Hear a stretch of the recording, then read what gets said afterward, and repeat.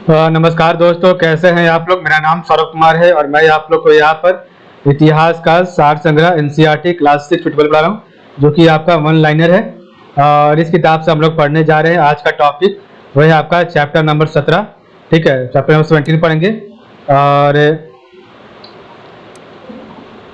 Chapter number 17 का जो नाम है वह है दर्शन का विकास। तो आपका दर्शन का विकास कैसे हुआ उसके बारे में थोड़ा पढ़ेंगे।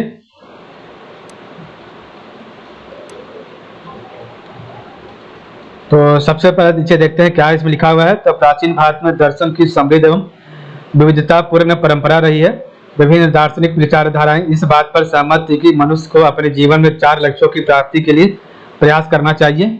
और यही 4 लक्ष्य भारतीय दर्शन और में पुरुष जो है 4 पुरुषार्थ कलाएं हैं। तो प्राचीन भारत में दर्शन की समृद्ध एवं विविधतापूर्ण परंपरा रही है। विभिन्न दार्शनिक विचारधाराएं इस बात पर सहमत थी कि मनुष्य को अपने जीवन में 4 लक्ष्यों की प्राप्ति के लिए प्रयास करना चाहिए। और यही 4 लक्ष्य भारतीय दर्शन में 4 पुरुषार्थ कलाएं थे। तो आपका पुरुषार्थ क्या होता है? धर्म या सामाजिक नियम व्यवस्था, अर्थ या आर्थिक संसाधन, काम या शारीरिक सुख भोग तथा मोक्ष या आत्मा का उद्धार। तो पुरुषार्थ क्या होता है? धर्म या सामाजिक नियम व्यवस्था, अर्थ या आर्थिक संसाधन, तीसरा आपका काम या शारीरिक सुख भोग तथा मोक्ष या आत्मा का उद्धार। तो जी इधर आपका पुरुषार्थ के बारे में बताया गया है। तो इधर आपका जीवन का लक्ष्य क्या होना चाहिए? धर्म, अर्थ, काम, मोक्ष। और इसका इधर अर्थ बताया गया, उसका अर्थ क्या होगा और लक्ष्यों पर प्रबंध कैसे किया जाएगा उसके बारे में इधर बताया गया है। तो धर्म का जो अर्थ होता है उसका मतलब सामाजिक व्यवस्था का विनियम होना चाहिए। अर्थ का होता है आर्थिक संसाधन, काम का होता है शारीरिक सुख भोग या प्रेम, और मोक्ष का होता है मुक्ति। ठीक है, तो धर्म का सामाजिक व्यवस्था का विनियमन। और इसमें क्या है? लक्ष्यों पर प्रबंध। तो राज्य से संबंधित मुद्दों की चर्चा धर्मशास्त्र में की गई है। तो धर्म के बारे में जो है राज्य से संबंधित मुद्दों की चर्चा धर्मशास्त्र में की गई है। अर्थ जो है अर्थ में जो है अर्थशास्त्र में अर्थव्यवस्था से संबंधित विषयों पर चर्चा की गई है। तो आर्थिक संसाधन के बारे में जो है अर्थशास्त्र में अर्थव्यवस्था से संबंधित विषयों पर चर्चा की गई है। काम जो है कामशास्त्र, काम की रचना यौन विषयों पर विस्तार से प्रकाश डालने के लिए की गई थी। तो काम का जो है अर्थ है शारीरिक सुख भोग या प्रेम। इस पर जो है काम शास्त्र और काम सूत्र की रचना यौन विषयों पर विस्तार से प्रकाश डालने के लिए की गई थी। मोक्ष जो है आपका तो दर्शन से संबंध अनेक ग्रंथ है जिनमें मुक्ति की चर्चा की गई है। तो मोक्ष आपका दर्शन से संबंध अनेक ग्रंथ है जिनमें मुक्ति की चर्चा की गई है। अर्थ संबंधी विषयों का प्रतिपादन अर्थशास्त्र में किया गया और समाज को सुव्यवस्थित बनाने वाली विधि कानून पर धर्मशास्त्र की रचना हुई। शारीरिक सुख भोग का विवेचन कामसूत्र में किया गया और मोक्ष मुख्यतः दर्शन संबंधित ग्रंथों का विषय रहा, जिसका अर्थ है जन्म और मृत्यु के चक्र से उद्धार है। तो अर्थ संबंधी विषयों का प्रतिपादन अर्थशास्त्र में किया गया और समाज को सुव्यवस्थित बनाने वाले विधि कानून पर धर्मशास्त्र की रचना हुई। और शारीरिक सुख भोग का विवेचन कामसूत्र में किया गया और मोक्ष मुख्यतः दर्शन संबंधी ग्रंथ का विषय रहा, जिसका अर्थ जन्म और मृत्यु के चक्र से उद्धार है। प्राचीन साहित्य में दार्शनिक संप्रदायों की संख्या 6 मानी गई है, जिन्हें षड् दर्शन कहा जाता है। तो प्राचीन साहित्य में दार्शनिक संप्रदायों की संख्या 6 मानी गई है, जिन्हें षड् दर्शन कहा जाता है। ठीक है, नेक्स्ट आपका जो है सांख्य के बारे में पढ़ना। सबसे पहले आपका यहाँ पर सांख्य के बारे में पढ़ना। सांख्य क्या है? तो सांख्य दर्शन के प्रवर्तक महर्षि कपिल को माना जाता है और इस दर्शन का सबसे प्राचीन तथा प्रामाणिक ग्रंथ सांख्य कारिका है। तो सांख्य दर्शन के प्रवर्तक महर्षि कपिल को माना जाता है और इस दर्शन का सबसे प्राचीन तथा प्रामाणिक ग्रंथ सांख्य कारिका है। सांख्य की व्युत्पत्ति संख्या शब्द से हुई है और सांख्य दर्शन के अनुसार संसार की सृष्टि के लिए देव शक्ति का अस्तित्व मानना आवश्यक नहीं है। जगत की उत्पत्ति ईश्वर से नहीं अपितु प्रकृति से होती है। सांख्य अपने आरंभ काल में भौतिकतावादी तथा परंतु बाद में आध्यात्मिकता की ओर मुड़ गया। तो सांख्य की व्यक्ति जो है सांख्य शब्द से हुई है और सांख्य दर्शन के अनुसार संसार की सृष्टि के लिए देव शक्ति का अस्तित्व मानना आवश्यक नहीं है और जगत की उत्पत्ति ईश्वर से नहीं अपितु प्रकृति से होती है। सांख्य अपने आरंभ काल में भौतिकतावादी था परंतु बाद में आध्यात्मिकता की ओर मुड़ गया। ठीक है, योग। तो योग दर्शन के अनुसार मोक्ष ध्यान और शारीरिक साधना से मिलता है। ज्ञानेंद्रियों और कामेंद्रियों का निग्रह योग मार्ग का मूल धारा है। तो योग दर्शन के अनुसार मोक्ष ध्यान और शारीरिक साधना से मिलता है। ज्ञानेंद्रियों और कामेंद्रियों का निग्रह योग मार्ग का मूलधारा है। मोक्ष की प्राप्ति के लिए अनेक प्रकार के आसन अर्थात विभिन्न स्थितियों में दैहिक व्यायाम तथा प्राणायाम अर्थात श्वास के व्यायाम बताए गए हैं। तो मोक्ष की प्राप्ति के लिए अनेक प्रकार के आसन अर्थात विभिन्न स्थितियों में दैहिक व्यायाम तथा प्राणायाम अर्थात श्वास के व्यायाम बताए गए हैं। न्याय में आपका क्या, तो न्याय या विश्लेषण पद्धति का विकास तर्कशास्त्र के रूप में हुआ है। तो न्याय या विश्लेषण पद्धति का विकास तर्कशास्त्र के रूप में हुआ है और इस दर्शन के अनुसार मोक्ष ज्ञान की प्राप्ति से संभव है। इस दर्शन के अनुसार मोक्ष के ज्ञान की प्राप्ति से संभव है। इस दर्शन में तर्क का प्रयोग किस प्रकार किया जाता है, इसका उदाहरण नीचे देखा जा सकता है। तो इस दर्शन में तर्क का प्रयोग किस प्रकार किया जाता है, इसका उदाहरण नीचे देखा जा सकता है। पर्वत अग्नियुक्त है, दूसरा आपका क्योंकि वहां धुआं है, और तीसरा जहां जहां धुआं रहता है वहां वहां आग रहती है, जैसे रसोई घर। ठीक है, तो इस दर्शन में तर्क का प्रयोग किस प्रकार किया जाता है, उसका उदाहरण नीचे देखा जा सकता है। तो पर्वत अग्नियुक्त है क्योंकि वहां धुआं है, और जहां जहां धुआं रहता है वहां वहां आग रहती है, जैसे रसोई घर में। ठीक है, तो ये आपका न्याय तर्कशास्त्र पर जो है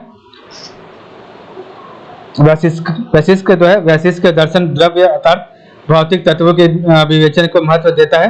तो वैशिष्ट के जो है वैशिष्ट दर्शन द्रव्य अर्थात भौतिक तत्वों के विवेचन को महत्व देता है और वह समान और विशेष के मध्य अंतर करता है। पृथ्वी जलवायु और आकाश के मिल से नई वस्तुएं निर्मित होती है। तो वैशिष्ट दर्शन द्रव्य अर्थात भौतिक तत्व के विवेचन को महत्व देता है, समान समान और विशेष के मध्य अंतर करता है। पृथ्वी जलवायु और आकाश के मेल से नई वस्तुएं निर्मित होती है। वैशिष्ट के दर्शन ने परमाणुवाद की स्थापना की। इसके अनुसार भौतिक वस्तुएं परमाणुओं के संयोजन से बनी है। वैशिष्ट के दर्शन में ने भारत में भौतिक शास्त्र का आरंभ किया था। तो वैशिष्ट के दर्शन ने परमाणुवाद की स्थापना की और इसके अनुसार भौतिक वस्तुएं परमाणुओं के संयोजन से बनी है। और वैशिष्ट के दर्शन ने भारत में भौतिक शास्त्र का आरंभ किया था। नेक्स्ट आपका प्रमुख दर्शन एवं प्रतिपादक। तो आपके सांख्य दर्शन के जो आधार ग्रंथ है वो आपका सांख्य सूत्र है और इसके प्रतिपादक कपिल मुनि है। न्याय दर्शन के आपका जो आधार ग्रंथ न्याय सूत्र है और इसका जो है प्रतिपादक है आपके अक्षय पाद गौतम है। योग दर्शन का आधार ग्रंथ योग सूत्र है और इसका जो प्रतिपादक पतंजलि है। वैशिष्ट के दर्शन के आपका जो आधार ग्रंथ वैशिष्ट सूत्र है और इसका प्रतिपादक कनाद योग उलूक है। मीमांसा का आधार ग्रंथ पूर्व मीमांसा सूत्र है और इसके प्रतिपादक जैमिनी है। और वेदांत के आधार सूत्र जो है वेदांत ब्रह्म सूत्र है। तो वेदांत का आधार ग्रंथ ब्रह्म सूत्र है और इसका जो प्रतिपादक है उसका नाम है बादरायण या वेद व्यास। ठीक है, तो सांख्य दर्शन तो यह भारत का सबसे प्राचीन दर्शन है। सांख्य दर्शन जगत का क्रमिक विकास प्रकृति के सहज स्वरूप के कारण होता है। 3 गुणों सत्व रज तम का सिद्धांत अपनाया गया है। तो 3 गुणों सत्व रज तम का सिद्धांत अपनाया गया है। मूल तत्व 25 माने गए हैं जिसमें प्रथम तत्व प्रकृति है। तो यह भारत का सबसे प्राचीन दर्शन है और जगत का क्रमिक विकास प्रकृति के सहज स्वरूप के कारण होता है। 3 गुणों सत्व रज तम का सिद्धांत अपनाया गया है। मूल तत्व 25 माने गए हैं जिसमें प्रथम तत्व प्रकृति है। इसका आधार ग्रंथ सांख्य सूत्र है और इसके प्रतिपादक कपिल मुनि है। न्याय दर्शन तो यह दर्शन वैशिष्ट के दर्शन द्वारा स्वीकृत सभी द्रव्यों को भी मानता है। तो यह दर्शन वैशिष्ट के दर्शन द्वारा स्वीकृत सभी द्रव्यों को मानता है। वैशिष्ट के दर्शन द्वारा स्वीकृत सभी पदार्थों श्रेणियों को मानते हुए उसमें एक नया पदार्थ अभाव जोड़ता है। तो वैशिष्ट के दर्शन द्वारा स्वीकृत सभी पदार्थों श्रेणियों को मानते हुए उसमें एक नया पदार्थ अभाव जोड़ता है। और न्याय दर्शन का आपका जो आधार ग्रंथ न्याय सूत्र है और इसका न्याय दर्शन के जो प्रतिपादक है अक्षयपाद गौतम है। ठीक है, न्याय दर्शन में यह दर्शन ईश्वर को विश्व की सृष्टिकर्ता मानता है। तो न्याय दर्शन जो है ईश्वर को विश्व का सृष्टिकर्ता मानता है। ठीक है, योग दर्शन तो विश्व में सर्वाधिक प्रचारित भारतीय दर्शन योग दर्शन है। तो विश्व में सर्वाधिक प्रचारित भारतीय दर्शन योग दर्शन है। इसमें मोक्ष प्राप्ति के लिए 8 क्रियाएं बताई गई हैं। आत्मनियंत्रण तथा आत्मयातना को सर्वोपरि माना गया है। तो विश्व में सर्वाधिक प्रचारित भारतीय दर्शन योग दर्शन है और इसमें मोक्ष प्राप्ति के लिए 8 क्रियाएं बताई गई है। आत्मनियंत्रण तथा आत्मयातना को सर्वोपरि माना गया है। योग दर्शन को योग सूत्र आधार ग्रंथ है और इसका जो आपके हैं पतंजलि है। ठीक है, जिसके आपके पतंजलि प्रतिपादक है। वैशिष्ट के दर्शन तो विश्व का यथार्थवादी विश्लेषणात्मक एवं वस्तुवादी दर्शन तो आपका है वैशिष्ट के दर्शन विश्व का यथार्थवादी विश्लेषणात्मक एवं वस्तुवादी दर्शन विश्व के प्रामाणिक स्वरूप तथा आत्मा से उसके अंतर का पूर्णतः पहचान लेने पर ही मोक्ष की प्राप्ति होती है। और सभी वस्तुओं को पंच महाभूतों में वर्गीकृत किया गया है। और इसका जो है आधार ग्रंथ वैशेषिक सूत्र है और इसके प्रतिपादक कनाद या लुक है।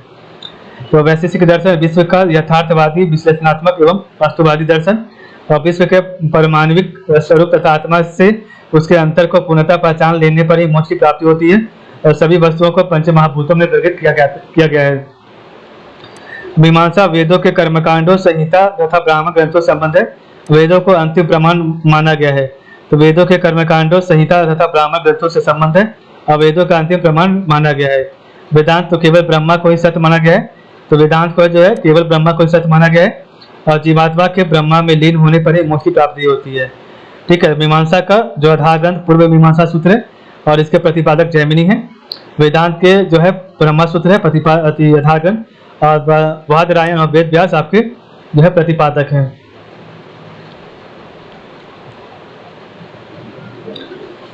तो मीमांसा का मूल अर्थ है तर्क करने और अर्थ लगाने की कला। तो मीमांसा का मूल अर्थ है तर्क करने और अर्थ लगाने की कला। इसके अनुसार मोक्ष वेद विहित कर्मों के अनुष्ठान से प्राप्त होता है। तो इसके अनुसार मोक्ष वेद विहित कर्मों के अनुष्ठान से प्राप्त होता है। मीमांसा के अनुसार वेद में कही गई बातें सदा सत्य है। इस दर्शन का मुख्य लक्ष्य स्वर्ग और मोक्ष की प्राप्ति है। मीमांसा दृढ़तापूर्वक बताता है कि मोक्ष पाने के लिए यज्ञ करना चाहिए। तो मीमांसा के अनुसार वेद में कही गई बातें सदा सत्य है और इस दर्शन का मुख्य लक्ष्य स्वर्ग और मोक्ष की प्राप्ति है। मीमांसा दृढ़तापूर्वक बताता है कि मोक्ष पाने के लिए यज्ञ करना आवश्यक चाहिए। वेदांत क्या है? तो वेदांत का अर्थ है वेद का। इस ईसा पूर्व दूसरी सदी में संकलित बादरायण का ब्रह्मसूत्र इस दर्शन का मूल ग्रंथ है। तो वेदांत का अर्थ है वेद का अंत। ईसा पूर्व दूसरी सदी में संकलित बादरायण का ब्रह्मसूत्र इस दर्शन का मूल ग्रंथ है। तो इस पर 2 प्रख्यात भाष्य लिखे गए, जिसमें पहला शंकर द्वारा 12वीं शताब्दी में लिखा गया। शंकर ब्रह्मा को निर्गुण बताते हैं, किंतु रामानुज के अनुसार ब्रह्मा सगुण है। शंकर ज्ञान को मोक्ष का कारण मानते हैं, किंतु रामानुज भक्ति को मोक्ष प्राप्ति का मार्ग बताते हैं। ठीक है, तो शंकर ब्रह्मा को निर्गुण बताते हैं, किंतु रामानुज के अनुसार ब्रह्मा सगुण है। शंकर ज्ञान को मुख्य कारण मानते हैं, तो किंतु रामानुज भक्ति को मोक्ष प्राप्ति का मार्ग मानते हैं। इस दर्शन के अनुसार ब्रह्मा ही सत्य, अन्य प्रत्येक वस्तुएं माया अर्थात अवास्तविक है। आत्मा और ब्रह्मा में अभेद है। इस दर्शन के अनुसार वेदांत दर्शन के अनुसार ब्रह्मा ही सत्य, अन्य प्रत्येक वस्तुएं माया अर्थात अवास्तविक है। आत्मा और ब्रह्मा में अभेद है। अतः जो कोई आत्मा को या अपने आप को पहचान लेता है, उसे ब्रह्मा का ज्ञान हो जाता है और मोक्ष की प्राप्ति हो जाती है। और ब्रह्मा और आत्मा दोनों शाश्वत और अविनाशी हैं। कर्मवाद भी वेदांत के साथ जुड़ा हुआ है। तो कर्मवाद भी वेदांत के साथ जुड़ा हुआ है, जिसका अर्थ है कि मनुष्य को पूर्व जन्म में किए गए कर्मों का परिणाम करना पड़ता है। तो कर्मवाद भी वेदांत के साथ जुड़ गया है, जिसका अर्थ है कि मनुष्य का पूर्व जन्म में किए गए कर्मों का परिणाम करना पड़ता है। जीवन के प्रति भौतिकतावादी दृष्टि। तो जीवन के प्रति भौतिकतावादी दृष्टि क्या है? तो सांख्य दर्शन के मूल प्रवर्तक कपिल ने बताया है कि मानव का जीवन प्रकृति की शक्ति के द्वारा रूपांतरित होता है। तो सांख्य दर्शन के मूल प्रवर्तक कपिल ने बताया कि मानव का जीवन प्रकृति की शक्ति के द्वारा रूपांतरित होता है। भौतिकतावादी दर्शन के प्रमुख प्रवर्तक चार्वाक हुए और इस दर्शन का नाम लोकायत पड़ा, जिसका अर्थ है सामान्य लोगों से प्राप्त विचार वह किसी देवी या अलौकिक शक्ति का अस्तित्व नहीं मानता था।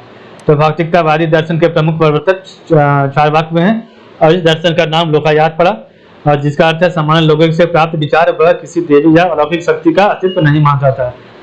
चार्वाक का वास्तविक योगदान उसकी भौतिकतावादी दृष्टि है।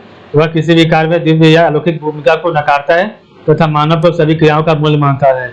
तो चार्वाक का वास्तविक योगदान उसकी भौतिकतावादी दृष्टि है। वह किसी भी कार्य में दिव्य या अलौकिक भूमिका को नकारता है तथा मानव के सभी क्रियाओं का मूल मानता है। ठीक है, इस प्रकार आपका चैप्टर यहाँ पर समाप्त होता है। तो आज के लिए बस इतना ही। आप लोग का बहुत बहुत धन्यवाद।